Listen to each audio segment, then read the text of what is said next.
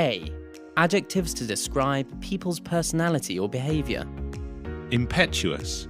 Acts on a sudden idea without thinking first. Often negative. For example, she's so impetuous. I wish she would consider things before acting. Impulsive.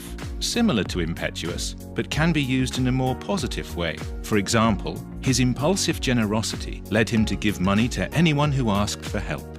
Effusive. Gives exaggerated expression of pleasure, praise, or gratitude. For example, she always gives me such an effusive welcome when I visit her. Excitable. Easily excited by things. For example, he's a very excitable child. He needs to calm down. Pushy. Always selfishly promoting your own position or interests. Informal. For example, she's so pushy. It's typical of her to demand a pay rise for herself and not care about the rest of us.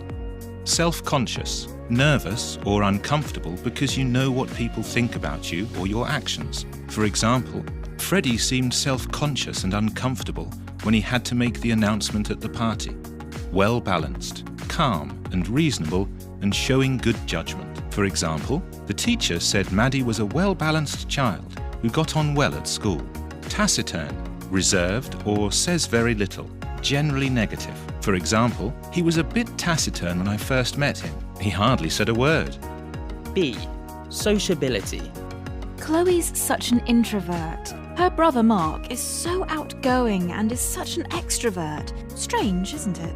Mr. Rogers is such a diffident man. He seems to have quite low self-esteem. English people are traditionally thought of as rather reserved. Eva tends to be rather aloof. I don't know if she's just shy. My Aunt Annie can be very haughty and disdainful at times, but she's lovely, really. I've always found Professor MacToft very unapproachable, but his colleague Dr. O'Daly is very approachable. Natasha is very conceited and self-important, but Rachel is such a modest person.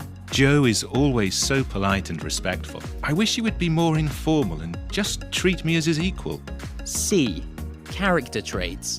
Ian is a somewhat naive person. He thinks love can solve all the world's problems.